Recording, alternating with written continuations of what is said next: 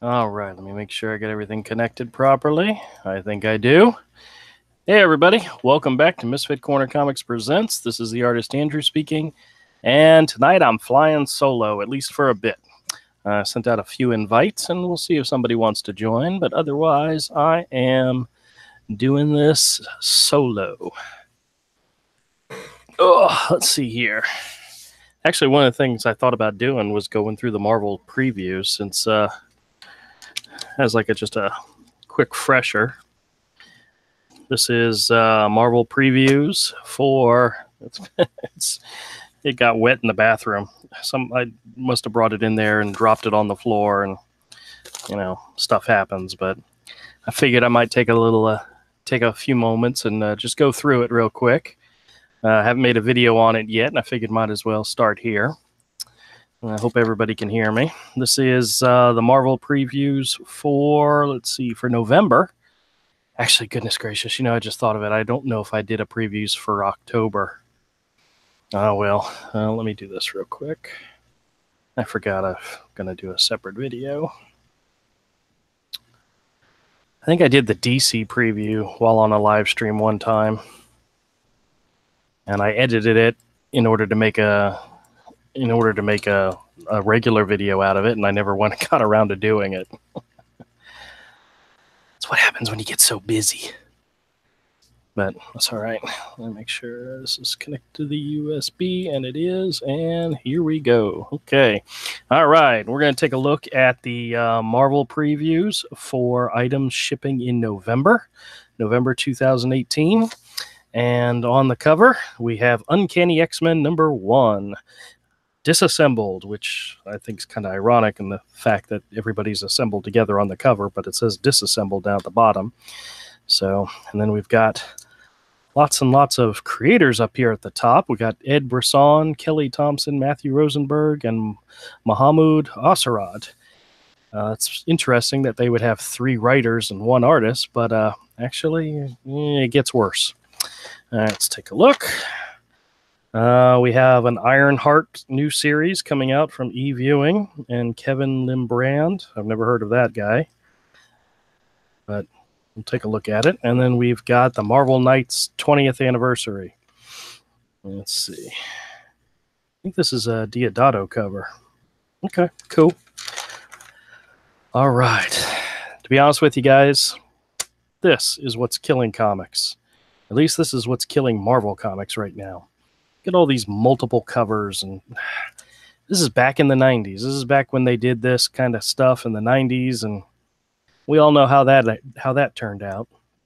But well, from what I understand, they're supposed to be doing, let's see, an ongoing series, 10-part weekly epic. The flagship X-Men title is started as All Back, Better Than Ever, starting with a mysterious and tragic disappearance, blah, blah, blah, blah, blah. Fan favorite writers Ed Brissett, Matthew Rosenberg, and Kelly Thompson, and an all-star artist, Mahmoud Asarad, R.B. Silva, and Pere Perez.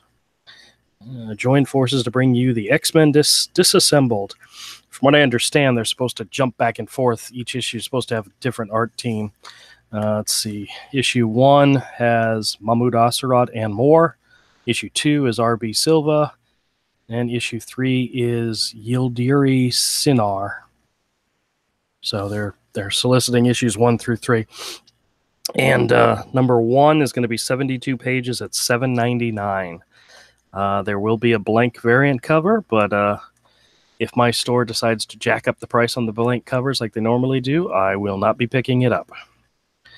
But all right, then you have the covers for issues 2 and 3, which is kind of funny, have multiple man in the same poses as the other characters from issue 1.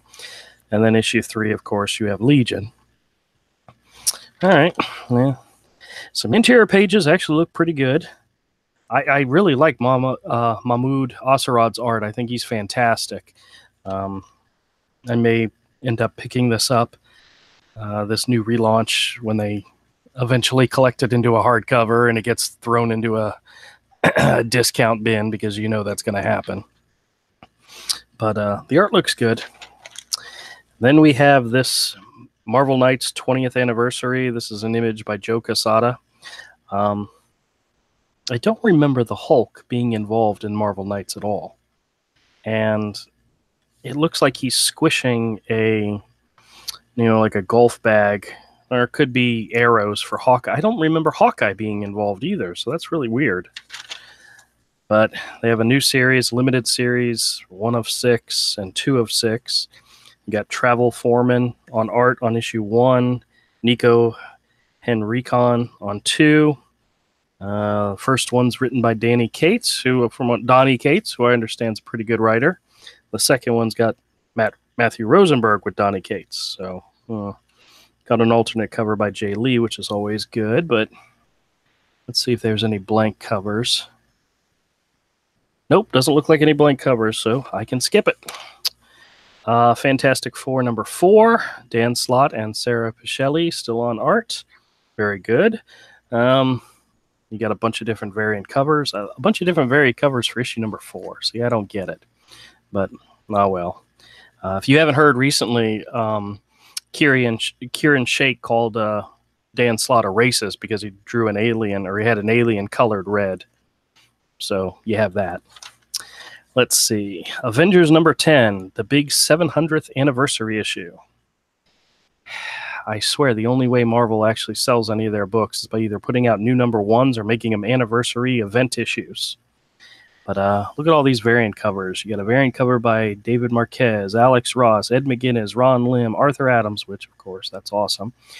Uncanny X-Men variant cover by Alan Davis. So you have an Alan Davis variant cover which has absolutely nothing to do with the Avengers. Scotty Young and George Perez. George Perez, that's pretty awesome, but what's the cover price of this? $5.99 and no blank cover? Well, I guess I can skip that one too. We have a variant cover by George Perez. All new. It has to be colored, so that's pretty cool looking. I like the Alex Ross one. This might actually make a nice poster, but it's not worth buying it. Then, of course, we have Riri Williams and Ironheart number 1. All these multiple covers. Now, to be honest with you, the only one I would actually pick up is the Luciano Vecchio one. He's awesome. I love his stuff. And for him to get put on the cover, an alternate cover for a number 1 for a Marvel Comics is fantastic. Luciano is an incredibly cool artist. If you haven't seen my video of the sketch that he did of Hero, it's pretty cool. I love his stuff, and I'm glad to see he's getting more work in the big 2, and very cool. I might have to pick it up just for that cover, to be honest with you. Oh, this is coming out in November, which means I won't have it in time for New York. So I know he'll be in New York, so... this one's kind of funny. The Vision, number 1 of 6 by Chelsea Kane and Mark Mohan, with art by Audie Koch. Covers by Marcos Martin. Let me read the solution to you. It's pretty funny. When the Vision decided to try to live a normal life, he built a wife, a son, a daughter, a family, only to watch it nearly all crumble. Now that all that's left is Viv, his learning to be a rebellious daughter, and Sparky, the family robo-dog. But what does it mean for an artificial intelligence to rebel? And can a synthesized father handle single parenthood? The married writing team of Chelsea Kane, Mockingbird, and Mark Mohan join rising artist Odd Koch, Cook, I don't know. I think maybe that's Cook, in an all-new take on the Vision family that will once again have everybody talking. You know what? It sure did. It has everybody talking, especially how it was canceled before they even got in all the orders for issue number 1. If you haven't read that information yet, it's out there. There's been lots of videos about it. But Chelsea's Kane new Vision series was canceled before orders for the first issue even went in. So that's a big thing to talk about. All right, then we have a new limited series, Dead Man Logan, number 1 of 12. Ed Brisson and Mike Henderson on art. Mike Henderson is pretty good. But since it's a limited series, it's definitely something I'd probably pick up and trade. I'm not interested in buying single issues, especially not at $4.99. But you got alternate covers by Greg Hildebrandt, Scotty Young, Tradmore, and Superlog. I have no idea who that is. But okay, cool. We have The Web of Venom Carnage number 1. This looks like a one-shot, and it is. Donny Cates writes. Danilo S. Beyruth on art with cover by Kyle Holtz. That's cool, but one shot, not interested. Black Order 1 of 5. These are the bad guys from the new Infinity War movie. most of who are, if I remember correctly, spoilers for the movie, are dead. But Derek Landy, writer, I don't know who that is, and Philip Tan on art. That could be cool. This is a much better, Philip Tan than the one that was doing Brimstone, Curse of Brimstone for DC. More his old style and not the attempting to be horror style. All right, let's see what else we got here. Typhoid Fever X-Men #1. Clay McLeod Chapman and Will Robson. All right, another one shot. Not really interested. Infinity Wars #5. This thing's not over yet. It's still going. It'll still be going even all the way into November. Well, I guess it is a 6-issue limited series, but Mike Deodato Jr.'s. I saw the first few issues of this. Maybe it was issue 1. His art is just so dark. I just really couldn't get into it. It was so dark. But, oh well. And then we have the Infinity Wars crossovers, the Infinity Warps. You have Infinity Wars Sleepwalker 3 of 4, Todd Knock on art, which is cool, but once again, that because it's a limited series, I'd check it out in a trade. And then we have Infinity Wars, Infinity Warps #1 of 2, 2-issue limited series. I don't know why anybody would do that. Ryan North, Mariko Tamaki, and Jim Zub writers. Oh boy. Yeah, not really interested there. So then here's the other ones. You have Infinity War Arachnite, #2, Infinity War Weapon Hex #2, and then we've got a new one, Infinity War Ghost Panther. That actually looks kind of cool. Who did the art? Oh, Humberto Ramos, but he's not doing the interior. It's a nice cover, but yeah. Spider-Geddon, I think this is some type of tie-in with the, or it was a tie-in with the video game or something, but you got 3 and 4 of 5. Jorge Molina on art. See, that's definitely a trade pickup. We'll look for it then. Then we have Spider Force #2 of 3, Spider Girls #2 of 3, and Vault of Spiders 2 of 2. Maybe when they did the Spider Island, which was a crossover that had lots of different pieces to it, they did one big hardcover edition collecting all the Spider Island stories. That's the version I got. That's the version I ended up picking up, and it was pretty cool. That's probably what they'll do with this series. They'll combine it all together in one nice big thick hardcover, and sold. All right, we got Peter Parker Spectacular Spider-Man #312. Philip Tan cover. See, that's kind of the Philip Tan I don't like, but I guess he's moving over from DC. I know he wasn't doing Curse of Brimstone anymore. They had some other artists take over, some other more, conventional superhero type art styles, and not the scratchy horror type horror style that he was doing before. So, oh well, we'll have to check it out. Spider-Gwen, Ghost Spider #2. Not really interested. Champions 26. Now I like these the designs of the characters. They're in some like alternate reality. They look pretty cool, but we'll see. Hey, Dream Mirror Brony, how's it going, man? I'm by myself tonight, so I decided before I did any drawing, I'd do a quick flip through the most current Marvel previews and just give in my 2 cents. So we're gonna wrap this up in just a minute, and I'll get to drawing in a second. So then we have the West Coast Avengers #4. I believe they changed this into a limited series as well. I don't think so. That's all right. Got Thor #7. I haven't heard anybody talking about the new Thor, whether it's good or not. But they got Tony Moore on art, so that might be worth it just to check that out. He may just be doing one. I don't know if he's a new artist or what, but let's see here. Captain America #5. No, not really interested. Immortal Hulk 8 and 9. Nope. Iron Man, Black Panther. None of these jump out at all. Black Panther versus Deadpool 2 of 5. Shuri #2. I got Amazing Spider-Man #9. Got Humberto Ramos on art for this one, taking over for giving what's his name, Ryan Otley a little break. It looks like. Let's see. Then we got Donny Cates on Venom. Oh, we got Aban Coletto instead of Ryan Stegman on art. It could be interesting. I picked up the first issue and I wasn't thrilled with it, even though a lot of people are like raving about how great they think Venom is. But I mean, I like Ryan Stegman's art, but not enough to keep buying Venom. Let's see. Spider-Man and Deadpool 41 and 42. Not really. Spider-Man Edge of the Spider-Verse number 1. Kind of like that cover. Who did the cover? Eduardo Petrovich. That's kind of cool.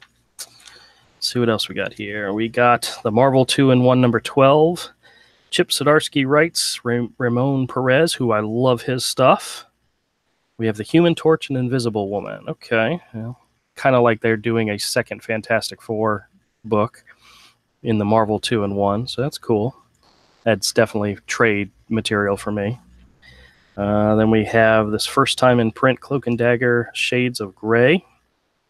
Dennis Hopeless on artist, and let's see, Mahmoud Asarad on cover, which is cool, but I don't know who David Messina. Oh wait, I know, I've recognized that name. Okay, that might be worth checking out when it comes out.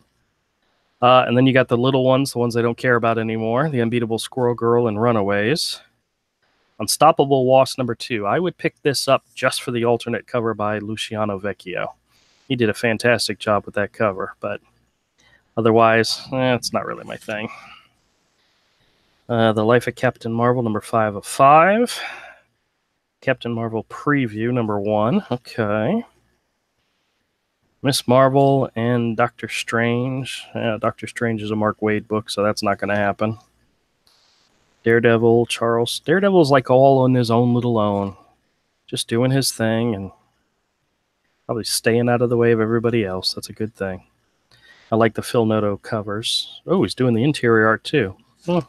That might make a nice trade. Then we have Old Man Hawkeye, number 11 of 12, and The Punisher, number 4. Yeah, I looked at the first issue of Punisher when it came out, and it's, yeah, I'm not too interested in. Yeah, I agree with you on the Wasp thing, but I think the cover is pretty. I haven't bought a comic just for the cover in a long, long time, but let's see what else we got here. We got Moon Girl and Devil Dinosaur.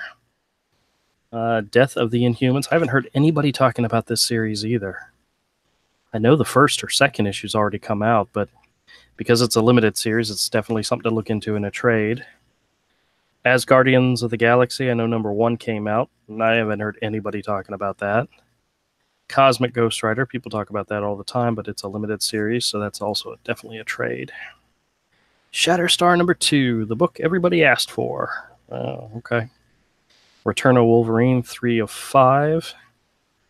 Oh, this is sad. Steve McNiven's already off art. Duncan Shelvey's been replaced as the artist.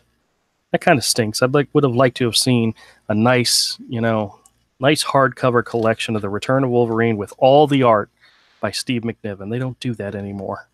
They get him to do 1 or 2 issues at the most, and then he dumps and somebody else jumps in. That's so sad. Iceman number 3. Yay! Extermination number 5 of 5. Pepe Larraza on art. Fantastic. This is one I will definitely be checking out when it comes out in trade. I have no interest in the single issues, but Pepe Larraza's art is fantastic. I highly recommend it. And I will definitely be looking forward if they do like a hardcover edition of that. I think that'd be awesome. Let's see. X-Men 17 with Greg Land. Deadpool with Scott Hepburn. Scott's awesome. This is something definitely I'll check out when it comes trade-wise. Once again, 2 more series they don't care about anymore. Exiles and Weapon H. I honestly haven't heard anybody talking about Weapon H at all. And then we have Domino number 8 with Gail Simone and David Baldeon. I like the cover, but that's about it. Let's see what else we got here. X-Men Red 10 and X-23 number 6. Well, nothing really striking here. Weapon X, never been a big fan. Mr. and Mrs. X, no, not really interested there. And then, of course, we get into the Star Wars titles. Star Wars 56 and 57. I think it's sad that they're making it into a joke, especially with the covers. But oh well. Yeah, look at the solicit here. It says the horror of the strange planet. The horror. Shirtless Han Solo chopping wood. Yep, that's what I buy. That's what I would buy a Star Wars story for. A Star Wars comic for is to see Han Solo without a shirt on. Nope, they're turning the title into a joke. Then we have Darth Vader 23 and 24, Charles Soule, who I believe has been doing a really good job. I've heard good things about this.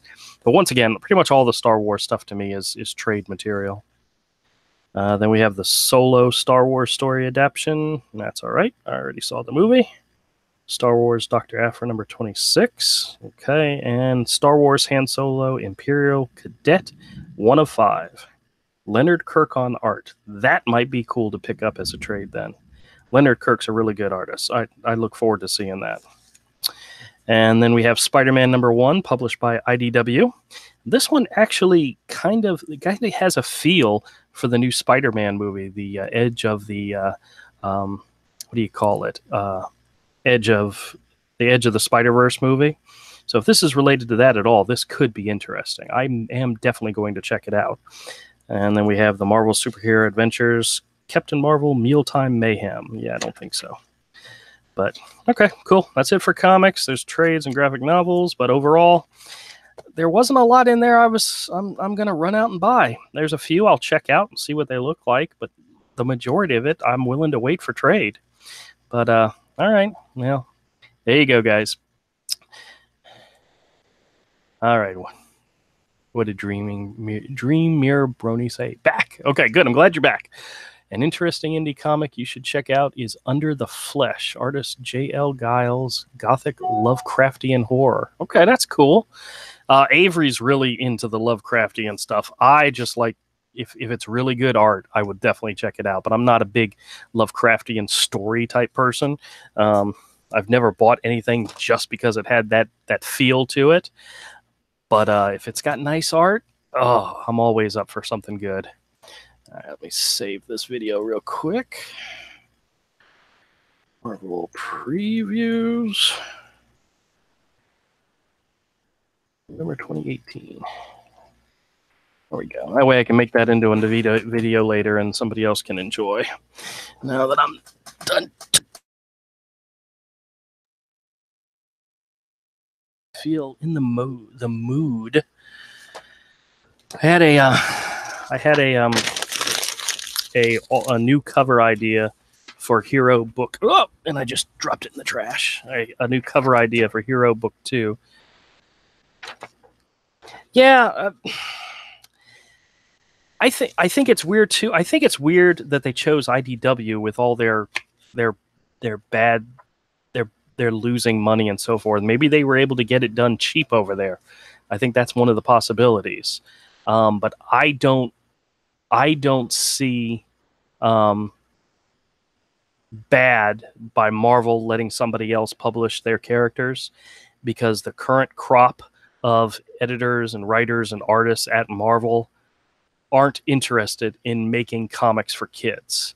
And IDW has its own little brand of kid-friendly comics, you know, from the Star Wars Adventures to the Disney comics, to Sonic. They have a reputation or a basis for comics for kids, and that's what I understand these new comics are going to be. They're going to be aimed at kids, and I'm all for that. And I honestly think somebody up high at Marvel that made that decision to farm their books out to IDW said, our current people can't do it. Let's give it to somebody who probably can, who has a better chance of being able to do it, to make kid-friendly books. And they're probably struggling right now because they need money, so we could probably get them on the cheap. So I think that it's a twofer, you know. Let somebody who has experience doing kid-friendly books, give them a shot, and also it's probably cheap, so they probably need the money. So I personally, I enjoy the idea of kid-friendly books, because I think one of the things a lot of comics today are missing out on is that we don't have that next generation of fans out there right now. I mean, my son, he's getting ready to be 25. He never got into comics, even though I had comics around all the time. My daughter, she would read a couple of graphic novels, and that was it. She never got into comics. Neither one of them read them, collected them, anything. I have 2 nieces and a nephew. None of them are interested in comics whatsoever. I've bought my nephew comics multiple times. I've given him comics and took him to the comic book store, and he's more interested in the video games or the games he plays online or the card games. He's not into comics, and I think that's one of the detriment that the comic industry is doing to itself right now, is that it's not building that new audience. It's not building that audience that 25 years from now will be handing comics down to their kids. Even though I tried and my kids didn't get into it. My son was more interested in manga and all that. He and I share passions for other stuff. We're Lego fans, we're movie fans, we're animation fans, but yeah, that's true. That's what I hear. Fourth quarter report is not going to look good, but I've had this conversation with Avery where we talked about Hero, and I would be perfectly fine if Hero never made it into a single comic book store, because that's not where kids go to buy their books. That's not where adults who are not fans of comics go to buy books for their kids. There's very seldom do you see a grandmother going into a comic book store looking for something for their kids. No, if they're going to buy a book for their kids or grandchildren, they're going to go to like Barnes and Nobles, Walmart, Target. They're going to go to those places. They don't go to comic book stores for that. And my book is specifically targeted at young readers. And at every show that I've gone to, I get the 1 or 2 adult come over and says, "Oh, what is this?" And they like the art, and you tell them what it's about, and you tell them it's for kids, and I can usually sell a book to them just based on that simple fact. But I had the pleasure of setting up earlier this year at our downtown library, and I met a lot of moms, a lot of grandmothers, a lot of dads who brought their kids up to check out books. And when I showed them my book, they were blown away and they loved it. And I took in a very small number of copies, because I didn't know whether or not I'd sell anything at this thing. And I sold out. I actually even had a young lady contact me on Facebook and say, "Hey, where are you set up at? I'm on my way now. I want to get a copy of book 2. And I'm like, "I put one aside for you." So it was great. But comic book stores, and that's not necessarily the end all to be all for a comic book nowadays. And well, I'll tell you guys a story. When I first started on my very first comic series, I did a series called Tales from the Cornerstone. It was a more mature readers type book, and the guy that owned the local comic book store said to me, he said, "If you're going to publish your own you're going to self-publish your own book, you need to make sure you get several issues done before you print." And he said, because we have a lot of people that come into the store, they see some independent comic, they like it, they pick it up, they buy it, and if they don't see another copy or the second issue for months and months and months, they get bored and they walk away.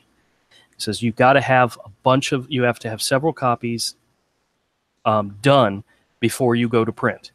Have 2 or 3 copies done and ready to go. So I said to myself, okay, I originally sat down, and I think it was a 5-issue series is what I was working on. And I got almost to the very end of the 5th issue doing the art and all. And my friend Todd, who's often on the stream with me, said to me, he says, "Hey, you've already got the first 5 issues done, right?" I said, "Yeah." He said, "Why don't you just go to trade? Instead of printing single issues, just go right to trade." And I said, "I never even thought about that." So that's what I did. I went right to trade, and I printed some copies. I mean, not a lot, and I sold them all. And it was not very good, by the way. Don't go looking for it anywhere. It's not very good at all. But and then when I decided to do the second volume, I went straight to trade on it, and I was gearing up to start the third one, and then I got real busy with life, and never got it. I started it, but never got very far with it.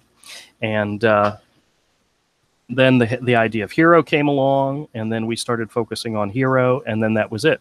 Hero was just it. And Avery wants me. Avery and I are working on bringing back Tales from the Cornerstone, and he wants to illustrate it, and we're going to change it up from a mature type horror book into a more. It'll be mature. It'll still be mature, but it'll be more superhero fun, and not so much. Originally, I was going for the Law and Order type of drama with the comic, and we're going to still do some of that, but it'll be more fun. And we're hoping to start on that probably right after he's done coloring Hero Book 1. We're going to start working on it because we're talking about doing like a 48-pager, and he's really excited about doing it because he's got a creation of his that he's going to allow me to bring into the Cornerstone world, and I already know exactly how it's going to fit in, and it's going to be great. So we're looking at probably a 5-issue series. Whoa, I don't know if you guys heard that, but that was thunder. The thunder and the lightning. But I got to be careful. I didn't see any lightning, just heard thunder, but might have to cut the night stream short if we get some issues with that. But when I decided to do Hero, it wasn't single issues. I had no intention of doing single issues. It was all going to be an original graphic novel, and I broke it into issues, but into chapters, which could be made into issues. But the entire intent was to make a graphic novel. So, all right, let's see what do you right here. The LCS is really struggling. The stuff Marvel is putting out just sits there. DC does well, but it's the indie stuff that I see doing well. If they don't sell board and games, yeah, that's true. We have the one store that I go to probably the most. I always joke that they're a gaming store that just happens to sell comics. They have 2 rows of back issues that don't even belong to them. There's a guy that does those small hotel conventions, and he brings his stock into the store, and the owner of the store sells them on consignment. He's got like dollar books and 50-cent books. And it's really sad because if you went into this comic book store and you see all these back issues, you think, oh, wow, this is great. You say, hey, do you have this issue? And the owner of the store is like, I have no idea. You got to look. It's all mixed together. There's no way. That stuff's not mine. I have no idea what's in there. You know, it's a crapshoot. Good luck. And that really sucks. That takes a lot away from it. But, I mean, sometimes... Wow. I don't know if you guys can hear that or not, but that was loud. That takes away from the comic book store experience and the fact that, you know, it's great to have 50-cent bins, but if there's nothing there that you can't go looking for anything specific, you know. And it's just kind of sad. But the other store that was here in town was Avery and I's all-time favorite store. The owner was a really great guy. He is a family guy. He ordered almost everything out of the catalog. So if it was some odd thing that you saw that you wanted, he probably had it. He would get the blank sketch covers, and he would charge cover price for them. I mean, it was everything you wanted in a store, and he couldn't maintain it. He had to close, and that was real sad. And the best store in town is gone because of, I mean, there was other issues involved in why he ended up doing it. But one of them was also some of the shenanigans. It was funny. He made the announcement to us that the store was closing right after Marvel announced they were bringing back Iceman. We were just like, how much of that affected that, you know? I told Avery I've got a joke that I wanted to do, and I wanted to put on Twitter, but I thought a lot of people probably get pissed off. But it's in regards to the Iceman, how Marvel is touting it as back by popular demand, Iceman. And my joke was going to be, Marvel totally dropped the ball on this one. Everybody was clamoring for them to bring back Iceman, but they wanted the original Iceman, you know, the one that wasn't gay and the one that was a superhero and that fought alongside the X-Men. And they wanted Iceman back, and Marvel misread what they wanted and brought back this thing. Actually, Avery and I had a discussion this weekend where I was saying, I mean, I think Iceman is probably one of the strongest X-Men there is. At least compared to the original 5, he's number 2 on the team. He's definitely stronger than Cyclops. He's definitely stronger than Angel. Definitely stronger than the Beast. Marvel Girl is probably the only person that could take him out because he has no mental blocks whatsoever. But power set wise, Iceman is probably the strongest. He's probably as strong of a mutant as Magneto is. That's just my theory. If I was ever to write an Iceman book, Iceman would almost be a bad guy because he has so much power, you know? I mean, once you can create an ice creature, a sentient creature, and control it, you can do almost anything. I mean, if he turned... Yeah, I know.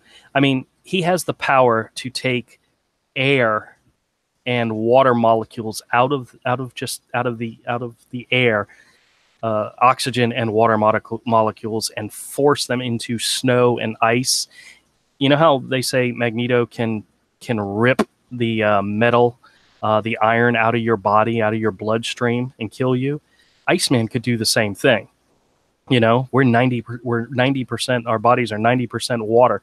He could literally just tear that right out of you. You know, nobody's ever taken him down these paths before. That's why I say I could write a story in which he went down that path and would have to be redeemed. And I mean, I know there's like evil Bobby Drake from the Age of Apocalypse storyline. That's exactly how I imagine Iceman becoming. You know, and here's the funny thing. He could still be gay. You know, you could still write a really good story about him with all the power that he has. He could still be a young gay man, but once he realizes how truly powerful he is, that kind of crap could go to his head, you know? Yes, he is definitely super powerful, but they don't write him that way anymore, or at all. They write him as,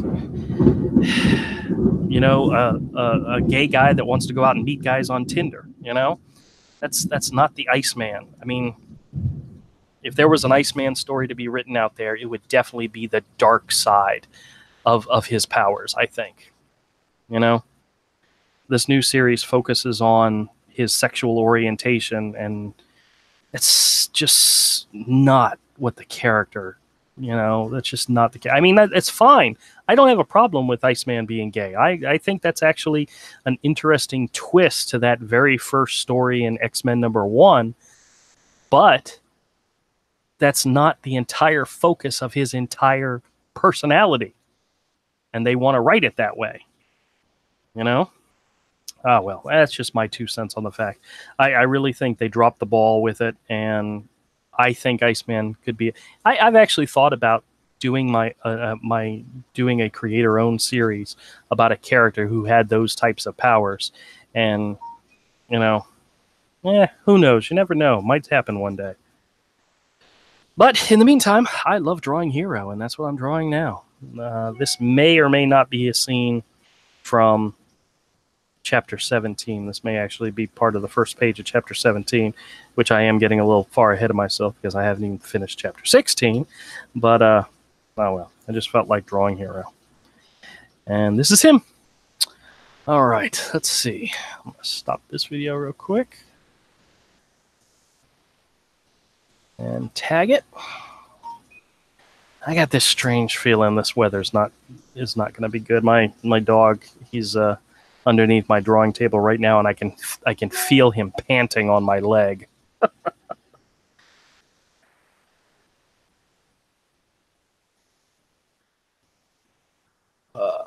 There we go. I'm just going to save that video. All right. I think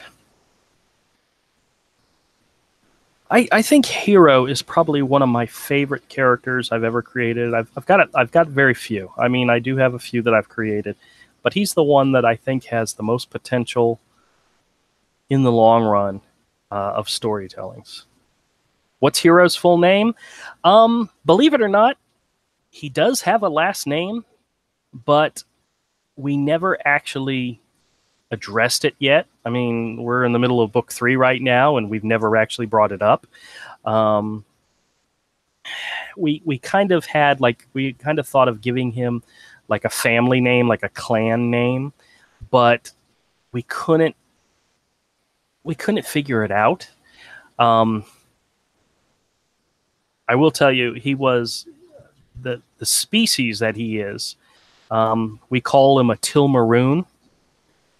Tilmaroon. Tillmaroon. And this is actually a combination of two words. Raccoon, which is what he was originally based on, and Tilmar, which is the name of the valley that his family's from. So he became a Tilmaroon. And Mike originally said, why not just call him Hero Tilmaroon? And I was like, no, that doesn't even sound good together. But they do have the family name. There is a last name to the family, and we just haven't actually settled on it. So actually, one of the next videos I'm going to be making, I'm going to do a series of Who is Hero videos in which I talk about the idea, where he originally came from, the characters, the first book, the second book, the storyline, the creators behind it, all the process behind it. I'm going to do a series of videos entitled Who is Hero? And I'm going to go into detail on a lot of this stuff, like the story of how the whole idea came about is actually kind of funny. I talk about it a little bit in book 1. There's a page talking about it, showing the original very first drawing I ever did of Hero and how it came about. And I'm going to make a video explaining it, telling people all about things. I think the story's cute. I think how I came up with it was kind of interesting. But I always say that the kids, my son Michael and my daughter Ayla, helped me write and create Hero, mainly because when I first came up with the idea for him, I kept pitching out all these different ideas, and the kids' first reaction was, "Dad, that's really stupid. Don't do that." And it's like, okay, I won't. What about this? Oh, Dad, that sounds really crappy. Don't do that. And I said, okay, I won't. So a lot of their input in the very beginning was to help me not make it dumb. But what's really funny is the whole first book. This is something I'll go into in the videos. I drew one picture of Hero, and it had this big snake behind him, and I'll show that and all. And the entire first book was designed and written in order to get to that point, because that's the 6th chapter in that book. And when we started book 1, that was all we were trying to do, was to get to that part. We had no idea what came after it, no idea whatsoever. And as we were working on the book, we realized that we had an idea for an overarching storyline, and we started developing the whole idea. And at the end of Hero book 1, it led right into book 2, because we had figured out where it was going. And I have to go look and see where it was, but I was taking a nap one day, and then I woke up. Yes, I'm always taking a nap. Hey, Todd. How's it going? Very good. Hold on a second. Oh, that reminds me. Do you ever draw crossovers or work? Reminds me strongly of anime Kimono Friends. I have done crossovers in the past, working on other people's books and all. But when I sat down and said Hero book 1 had to be finished, I turned down jobs. I stopped doing commissions. I turned down job offers from some friends of mine who were trying to get some stuff going, because I had to. If I did not focus on one book, it was never going to get finished. And that's how Hero book 1 got done, was that for 2 years straight, I just worked on nothing but Hero. And then I went right into book 2. And then after that, I went right into book 3. How's it going, Todd? Hey, man. It's going good. It's going good. Yeah. Little baby was a little handful tonight. Oh, yeah? Well, Todd, Avery reached out to me earlier to let me know he wasn't going to be able to join, so I was freewheeling it all by myself. But luckily, I've got a Dream Mirror Brony in the chat to keep me going. So awesome. So what's new and happening with you? Boy, not much, man. Just working on stuff. I've been chiseling away at this script, and I'm actually making progress, so that's good. I find that so funny in the fact that I never do the scripts first. Actually, I shouldn't say that. I did. There was one chapter in book 1 where I wrote the script first and then drew from it. And that was actually the chapter that took me the least amount of time to do because I had already written out the whole story. Mm-hmm. But every other chapter out of 16 chapters, 15 of them were drawn completely before I sat down and actually wrote line 1. Yeah, I just find that I have, I mean, this, I've got, a ton of short stories and a graphic novel or two that are, 50 pages here, 80 pages there. And I never was able to finish them because I didn't have signposts. Like I didn't have the goal already in my mind. You know what I mean? It took me a long time to learn this, but what I have in my head are scenes. I have shots. I have a shot list in my head. So, which is great, but I would mistake a shot list for a story, and that's not what it is. No. Well, when I originally started out doing like. By the way, your stream is you're blurry. Yeah, I know. I just fixed it. Oh, I see. Okay. Yeah, I had my cameras on autofocus, and usually it doesn't give me that much problem, so I fixed it. But I would always start out a chapter by doing a cover idea or a pinup first. Mm-hmm. And even if I didn't get to the chapter right away, at least I had the idea in mind. So, I don't know. Maybe you should think about doing something like that. Well, I mean, I'm actually making headway. So, I also had I've dozens and dozens and dozens of plots and I had to whittle things down a little bit. The other problem I had is that the concept that I had was fairly large in scope, and I basically, like last weekend, not last weekend, I mean, I've kind of known about it for a few weeks now, but it turns out that I basically had the material for like 2 books for 2 graphic novels. Like there was either A or it was B, right? Well, that original idea that you pitched to me last year when I was up there in October, I could easily see that as 2 books. Yeah. Well, the challenge was that at the time. I think I told you that at the time. It could easily be 2 books. Yeah. I mean, it's sci-fi stuff, and the concept was, one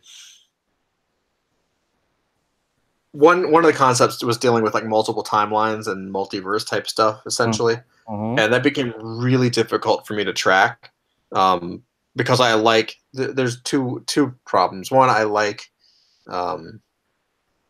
logical conclusions, right? I like, if I'm going to create something, I like things that are kind of based. Like my favorite type of sci-fi is the stuff that's going to be real in about 20 years, right? Like the best sci-fi to me is not the crazy starship stuff. It's the stuff that's like, it's like Gattaca, where like if you watch Gattaca now, you're like, yeah, so what? Right? Yeah, I still don't think we'd go into space wearing suits and ties. Right. No matter how much that I mean, I love that movie. That's one of my wife's favorite. Sure. And I'm not saying that everything is 100% prescient, but there's a large, the best sci-fi to me is the stuff where you look back and you're like, wow, that actually came to pass. That's kind of crazy. Like, like the iWatches and the iPads and the internet and Oh yeah, and even stuff with society and all this kind of stuff. So for me, I was like, the problem with multi-dimensional stuff, basing it in scientific principle, is that I couldn't resolve multiple timeline logic. Right? Like there's definitely a scientific theory and stuff that you can use to generate stories based on multiple timelines, but then it becomes really difficult to like plot out multiple timelines so that they line up correctly. And I just don't think, at least right now, it's kind of like being like, if you think like one linear story is a challenge, like having a story that's non-linear with multiple timelines that interact with each other is incredibly difficult. So I was just like, well, maybe that'll be the next book once I've cut my teeth on like actually finishing this first one. Like let me do something a little, not necessarily easier, but a little more straightforward so that I could I could have something to reference. You know what I mean? Like there are things that I can reference that make it a little easier. That's a cool drawing, dude. Yeah, I'm just screwing around right now. That's great. Looks great. Oh. So yeah, that's where I'm at. I been reading a lot of screenplays over the last few months and watching some good movies. Like I've got some reference movies, which is good. And now I'm basically beating out the scenes, plural. Yeah, Dream Mirabroni, you may not believe this or not, but one of the movie references or movie ideas that we incorporated into Hero actually comes from Harry Potter. we talked about, Mike and I talked about it, and we had come up with an idea, and he's like, oh, that's so much like Harry Potter. And we're like, it absolutely is. And it's kind of cool. I mean, a lot of people probably won't notice it or realize it, but maybe then again, some of my stuff is so on the nose, people will probably pick up on it right away, but still. Is your main character named Larry Stoddard? Named what? Larry Stoddard. I have no idea who Larry Stoddard is. It's like Harry Potter where you just change a couple letters. No, you ever seen that? Like people. No, my main character's name is Hero. Yeah, I know, dude. I'm messing with you. But you remember the whole idea of Harry trying to find the Horcrux in order to defeat Voldemort? Well, in Hero, he has to find these 12 gifts from the gods in order to defeat the bad guy. So that's kind of the theme that we got going, that we kind of took from Harry Potter. But we did it for a different reason than they did. We did it so that Hero can go in different directions and different places and be able to go on different adventures where characters and things had already been established. We didn't have to rewrite the wheel every single time we went to a different place. Some of it was already done for us, so. But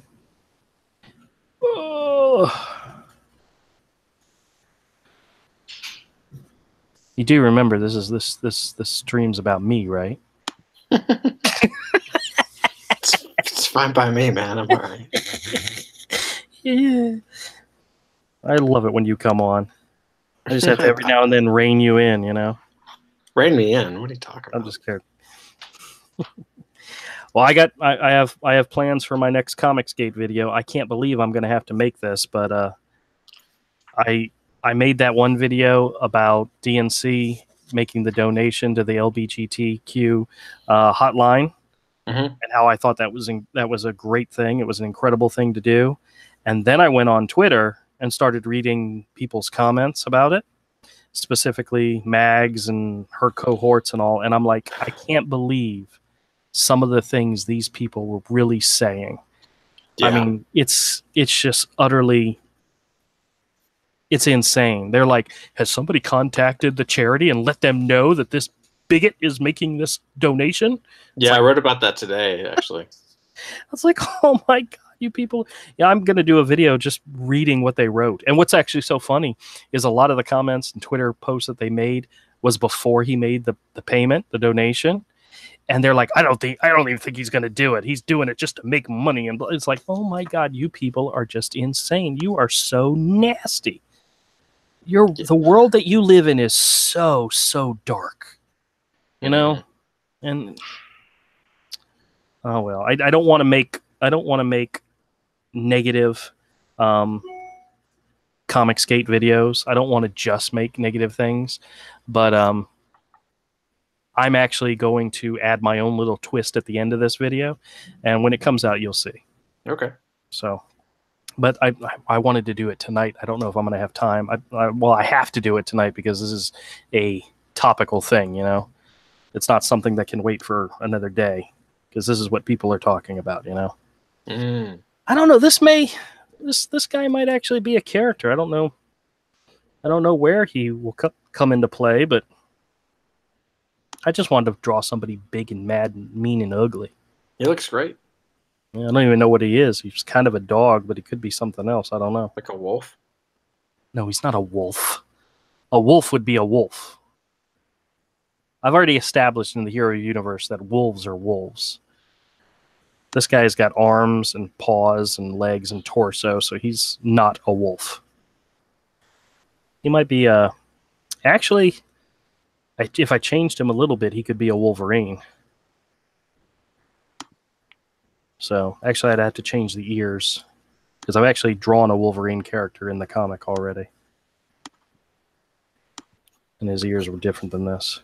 Oh, well, we'll see. I don't know. This might be something for book 5. Who knows? Hey, Jerry, how's it going? Getting offended over a donation. It's true. Everything offends these people. Abso-dang-lutely. They got Frank Cho to denounce Comicsgate today. No, really? Which really shocked me. He's really good. He's really not in good graces with SJWs. I love his art. Oh, man. Frank. No, did they? Oh, that's what Dream Mirror Brony's saying. Is that they got, oh, man. Oh, and I'm looking this up. First they get Mike McCone. Now they get Frank. I will honestly, I will tell you that I have pretty much stopped purchasing all comics that are not either Alterna or indies, because I can't trust them anymore. I can't trust it. I'm done. You know, like it's easier to walk away from it than it is to fight it and be like, oh, I wonder who hates your guts today? Yeah, I wonder who hates my guts today. And is this person okay to like? Does this person like me okay? It's like I can't. Why should I, as a customer, like go through that? You know what I mean? Like, why should I care about that? I'm entitling this video "New Character." Don't know who he is. Don't know what he is. But I'll figure it out eventually. Splato Delgado says Frank Cho has Stockholm Syndrome.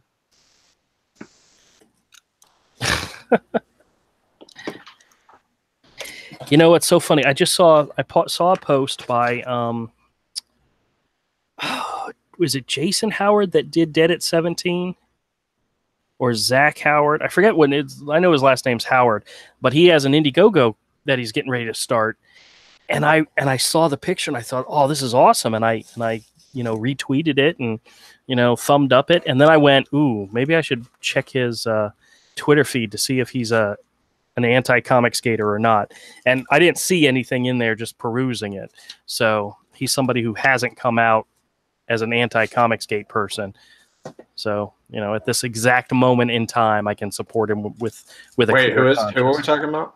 Zach Howard. Oh no, he's good. He's good. Okay. Mm-hmm. He did Dead at 17. Yeah, he's cool. He's cool. Yeah, he's got a new one. He's got an Indiegogo campaign he's got coming out that looks really cool. Yeah, I showed him an email. I showed him a Twitter thing. I had a little convo with him. Yeah. Okay. Yeah, he's good. Okay. And that's you see that Ron Mars got shut down by Comicron. What now? Ron Mars got shut down by Comicron. How did he get shut down by Comicron? Because Ron Mars was talking about. So everyone's been talking about the promotional copies of Iceman. Like all the overship stuff. Yeah, yeah. By the way, I've got an image where like all these comic shop owners are like, we don't want these free books. Like they're costing money and they're taking up shelf space. Anyway, so someone said any comic numbers presented would need to be cut in half, by the way, since it's based on amount shipped, not ordered. And then Ron Mars decided to jump in and said, "This is called an overship when a publisher believes enough in a book to essentially give retailers extra copies to build an audience. Overships do not count towards sales numbers." And Comicron jumped in with like 7 different tweets correcting him. No way. Yeah, overships historically have been counted in diamond charts, as seen on Comicron, and it's a report of the number of copies shipped. They are also counted towards Diamond's unit market shares, but they are not counted toward Diamond dollar shares because no dollars are paid in. And then it went on. Like, he basically got schooled. The only reason I bring it up is because that's the same dude that yesterday was talking about how he knew all the stuff about comics, like the business of it. And I'm like, just because you draw and you've been drawing for a very long time, they're definitely, look, I'm not going to say that he doesn't know anything about comics. He's been doing it professionally for 20 years, but that doesn't necessarily mean he knows anything about the business side. Yet he proved that he doesn't. Ethan Van Sciver posts, Frank Cho was harassed and fired from his job because of moral busybodies who thought this square inch of his Wonder Woman cover disrespected women. Frank, you don't need to join us. We'll fight for you anyway. Comicsgate. I don't know. I'm trying to find what Frank said. I guess I could search for it. I'm just kind of scrolling through my feed. Yeah, I'm sure I favorite it. Let me see.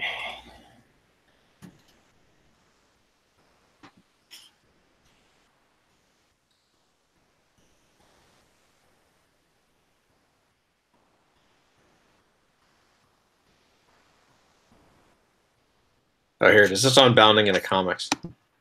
Oh, yeah.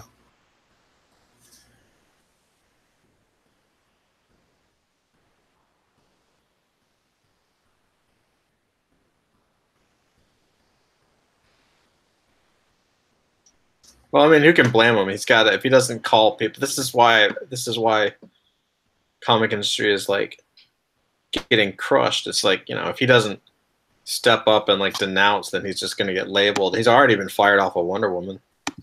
It's Josh Howard. Sorry, I screwed that up. Josh Howard. I know what you're talking about. Here, I'll share my screen and show you what I'm talking about. Brony.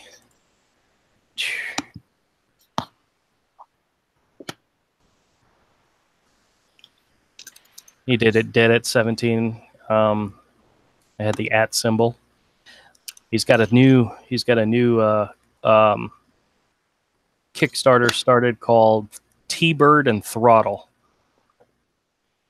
The cover actually looks, I like this cover right here, where it has a poster of in the background, and it's got somebody spray painted murderer written over the guy and homewrecker on the girl, and you see the two of them there. And I don't know, I just really like this image. Maybe it's the redhead thing in me. I'm a big fan of redheads. But look at this. Doesn't that look like fun? Superheroes. So that's a Indiegogo. I think he said he's kicking it off Wednesday, I think is what I heard. So if you guys are interested, definitely go check it out. I think it'll be worth it. So he said, do you want to hear what Cho said? Yeah, hit me.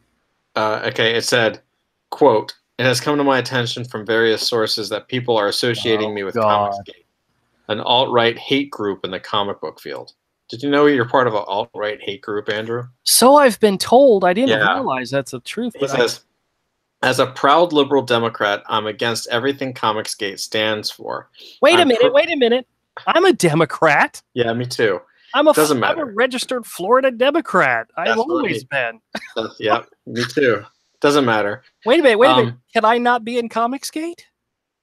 Well, you're just a traitor. So anyway, as a proud, let me finish this. As a proud liberal Democrat, I'm against everything Comicsgate stands for. I'm pro equal rights, so clearly you're not, Andrew. Pro diversity, you must not be, Andrew. And pro comics, you must hate comics. I hate comics. I hate diversity. I hate the first thing he said. I am just not for any of that stuff. That's right. And you just gave everyone a quote that'll be replayed 25 years from now out of context. Oh, please. All right, so let me finish this. It's really short. It's not long. Well, I'll just start from the top. It has come to my attention from various sources that people are associating me with Comicsgate, an alt-right hate group in the comic book field.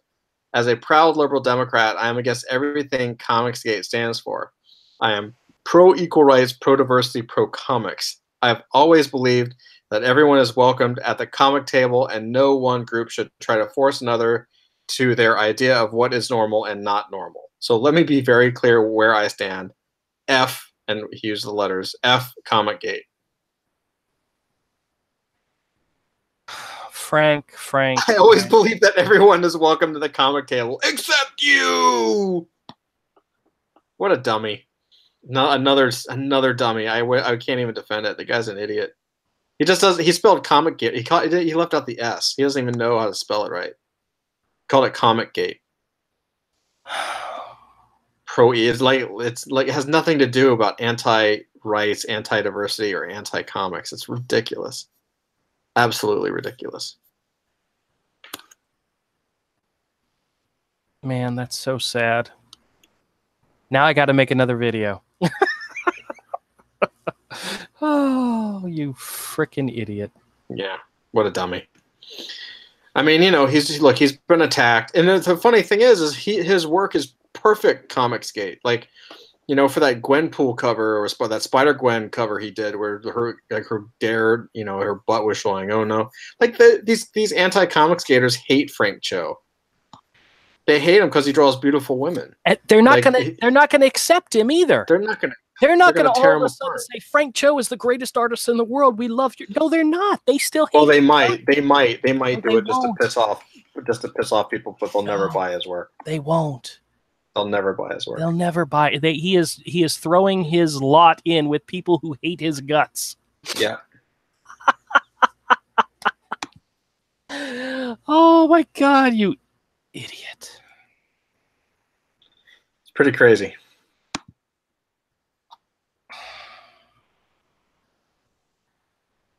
Do I follow? Yeah, Dream Mirror, exactly. Everything he said he's for is what CG is for. That's right. And you're right. They're never going to accept him back. They might use him. They might be like, see, yay. And they might like praise him. Maybe he'll even get some press out of it, but his sales are going to go down. Because the only people that buy his work are people that support Comicsgate.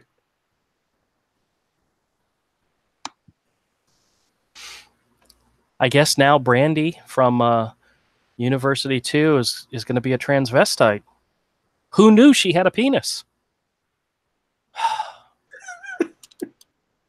Yes. Somebody's going to take that out of context sooner or later too, aren't they? What's that? Somebody's going to take that out of context too. What would take what out? What I just said about Brandy being a transvestite and having a penis. Yeah. He's going to have to start drawing her that way because that's the only way they're going to accept. Nope, they're not even going to accept him then either. Hell, is he even on Twitter? Who, Frank Cho? Yeah. Yeah. Yeah, he's all over Twitter. I thought I followed him. It's something like, I don't remember. It's like Brutes and Babes or Apes and Babes, something in Babes. Wait a minute. Mags tweeted something, says, man, y'all don't even have Frank Cho. Oh, okay. Yeah, well. Yeah, I do follow Apes and Babes.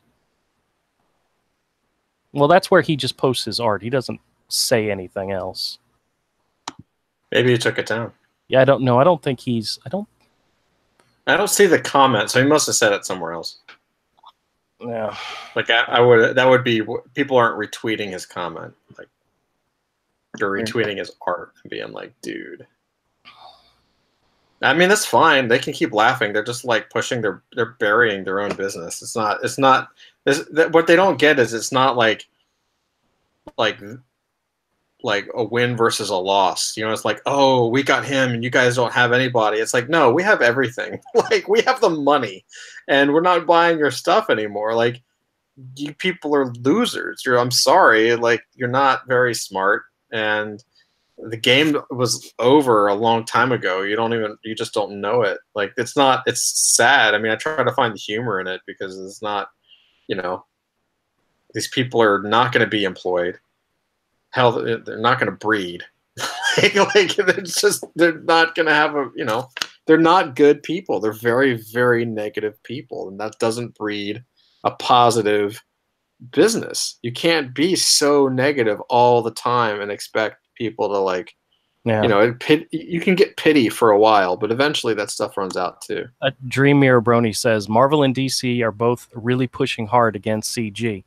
I think Jawbreaker, Cyberfrog, and others really have them scared. Despite their disdain, they sure love to soapbox. One of the things I've told my children, it's kind of like a life rule that I've imposed on them. I said, if you have an issue with somebody, if you are in a bitter disagreement with somebody, if somebody's mad at you and you're arguing with them, the best way to win is to be happy. Smile and be happy. If you see them and they say, you're a fucking, you laugh your ass off. Laugh because you're happy. That will kill them more than anything else. You don't have to touch them. You don't have to say anything. Just be happy. Be energetic. Be happy and laugh. So when they text you something, respond. Just laugh, and it'll kill them. They will hate you even more for it. I'll say I don't know if. Well, I was getting to my point. Damn it! Oh God, you have so many points. If Marvel just laughed and said Comicsgate and just laughed and walked away, we'd be pissed as hell. Instead, they're sending everybody after us, and it only proves us even stronger and more right in our position. The fact that they're attacking us. They say you shouldn't attack creators, but then they attack us. I mean, you just prove our point. Had somebody from Marvel, had Joe Quesada come out and said, I don't even know what Comicsgate is, and then left it at that, they would have had the higher ground from here to eternity. And no matter what we said, they would have won. They would have beaten us. But instead, they decided to take it to us, and they'd have to constantly come down on us, constantly say we're a bunch of racists and sexists and homophobes and all that other isms that they can think of. They have no idea who we are, what we're trying to do, but they definitely have an opinion. And the more they say it, the more we realize we're beating them. We're winning because of that. All right, I know that's far-fetched, but yeah. Dream Mirror Brony says, I saw this happen back in the 90s when Image, Dark Horse, and IDW came out. Marvel almost collapsed. Do you remember how many times Marvel took pot shots at Image when Image first came out? They could have just ignored them. But no, they had to go out and make pot shots, and they threw things all over the place. And, they were always trying to and once you do that, you give the other person the higher ground. Once you start attacking somebody, you give them the higher ground. And I don't know. I'll say this. I don't know necessarily. I wouldn't say that. Hey, Kurumes, you have a crazy name. Kurumes. So sorry if I butchered that. That is a cool keyboard. Well, it's the one that came with the computer, so yeah, whatever. I was gonna say, I don't necessarily think that it's Here, I'll put my drawings back on the table so you'll. Shut up! Let me finish. Hey, wait! Whose stream is this again? I'm gonna bounce here in a few minutes. Oh, we're already over an hour anyway, so I wouldn't mind. All right, fine then. I won't say anything. Go ahead, say your piece. No, I put a drawing actually over the keyboard now so people can see the drawing. Actually, I'll do the other drawings. I like the other drawing better. I'll just wait for you to stop talking. I'm done. Go. What I was going to say is I don't necessarily think that it's so much that Marvel is scared. I think that's the wrong terminology. And I've heard people say that, oh, Marvel's running scared. It's they don't care about comics. They don't. It doesn't matter to their bottom line at all. It is a line item. The creators that are attacking Comicsgate. Let me finish my point. All right. The point is, no, that's different. That the creators versus Marvel is different. Marvel as a company does not care. what the reason you have Joe Quesada coming out on stuff is different than the reason you have, you know, mags coming out. Like the Joe Quesada thing and big companies coming out and attacking is because they have been selling a bill of goods to the investors and to essentially the rest of the industry. Like they've been doing the whole record store defense, which is that you know, publishing is dead, right? Nobody buys comics. It's not that our product sucks. It's that no one's buying comics at all. I mean, look at newspapers are closing, magazines are shutting down. You know, the Village Voice in New York just closed. Like nobody can make it in print because people are not buying print. So that's the lie that they tell themselves, and their numbers showcase it. And it's okay if the entire industry backs that up, right? If the entire industry is tanking, and they never expected anyone to do anything good anyway, because the last big break, which was Image, you know, all those guys are still making decent money, but I mean, you know, like they're not making it in comics. Like Jim Lee is making it from DC as a full-time employee, as a C-level employee. McFarlane's making money a little bit, but he's in toys really. And Eric Larson is like maybe sells 3,000 copies a month.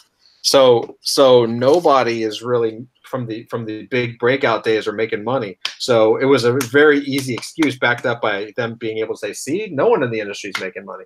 But then you all of a sudden you have a group of people who make over $2 million in less than 4 months. That shines a big bright light on liars.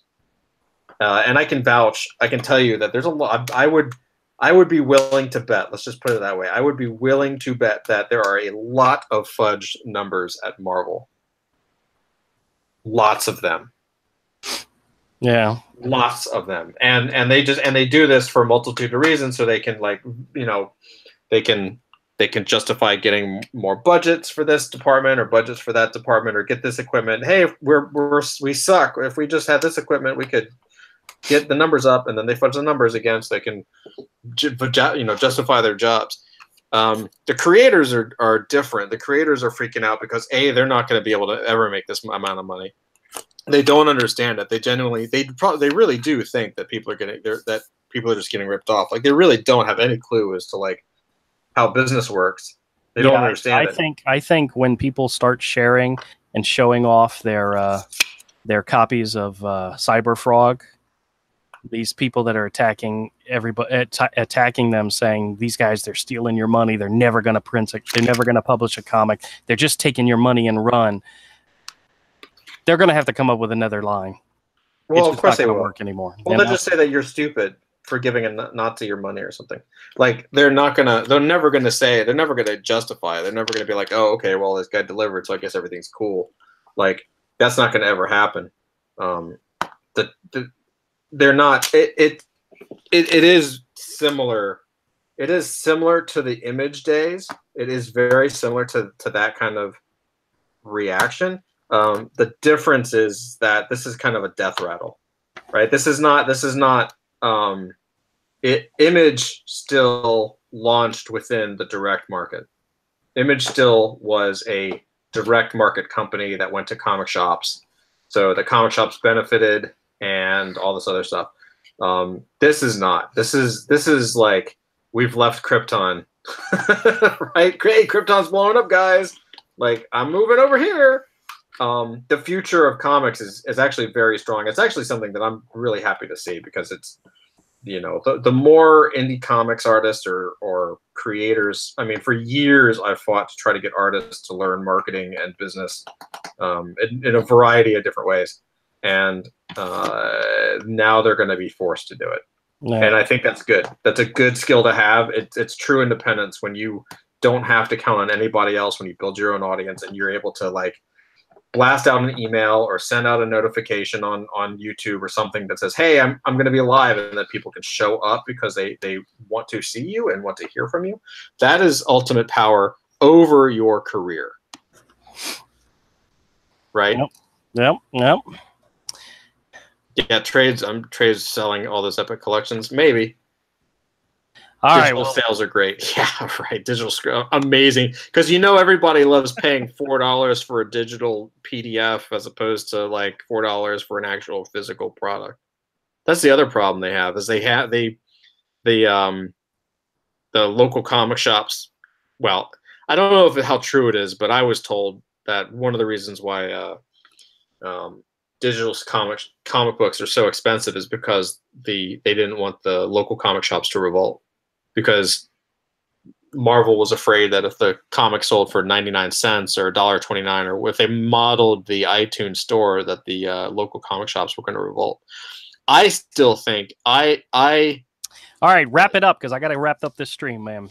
All right, well, I'll just leave it like this. If you want to think conspiracy, yeah, I know. If you want to think conspiracy theory about it, there is a valid argument to be said that Marvel is doing all of this on purpose so that local comic shops go out of business as an excuse for them to bump up their digital sales and drop the price of digital. Because the reason they can't make money on digital in their heads is because the local comic shops are still in business. But if there's not enough local comic shops to support the industry, then they have no choice but to go 100% digital, in which case they can control the price, which means they can drop it to like 99 cents. Boy, you believe in aliens from outer space too, don't you? Yeah, and comic skaters are all right Nazis. That's right. All right, guys. Hey, thanks a lot for joining us for this live stream. I appreciate everybody that came in. Dream Mirror Brony, Jerry, the new guy, Karama. I don't even know how to say your name, but I appreciate you hanging out with us. I got to wrap this up. I got to go to work in the morning, so I appreciate you all hanging out. Todd, thanks for joining, and you're always insightful. You should start your own goddamn live streams. You know I know it's going to come. I'm going to do it Mondays at 7:30. Oh, you dick! You dick! All right, guys. Thanks a lot. We'll be live streaming again on Wednesday. So bye.